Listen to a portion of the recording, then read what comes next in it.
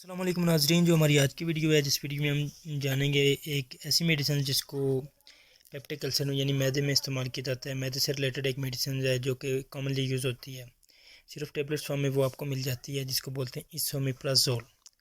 तो ये capsule form में 20 एंड 40 मिलीग्राम है और इन्फ्यूजन में 40 मिलीग्राम में ये मिल जाती है।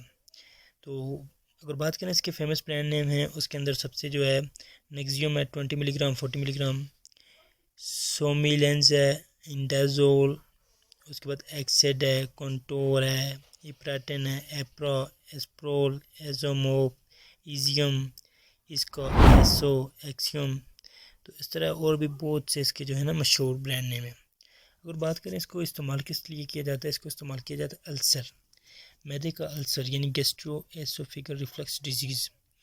तो यूज़ को अगर हम डिटेल से जानें तो esomeprazole is used in the management of erosive reflexive oesophagitis, यानी ये मैदे से रिलेटेड जो मसला हो, मैदे के अंदर जलन होना, मैदे में ज़ख़म होना, जिसको पेप्टिक अल्सर बोलते हैं। उसके अलावा बैक इनटू द इसोफेगस, और अब खुराक की नाली में इन्फेक्शन होना, खुराक की नाली में जलन होना, उसमें इस्तेमाल कर सकते हैं।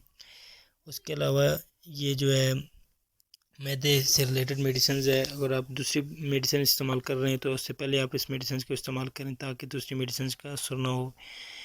अगर आपको मैदे में तेज़ाबियत सी हो, जिसको एसिडिटी बोलते हैं, उसमें आप इसको इस्तेमाल कर सकते हैं। अच्छा जी, ये थी इसकी कुछ यूजेस। प्रेगनेंसी में क्या आप इस मेडिसिन को इस्तेमाल कर सकते हैं। Esomeprazole can be used in pregnancy, जी हाँ, ये है मेडिसिन आप इसोमेप्राज़ोल ड्यूरिंग प्रेगनेंसी, अगर आपको मैदे से रिलेटेड इशू हो तो आप इसको इस्तेमाल कर सकते हैं। इसी तरह जो ब्रेस्ट फीडिंग मदर हैं वो भी इस मेडिसिन को इस्तेमाल कर सकती हैं।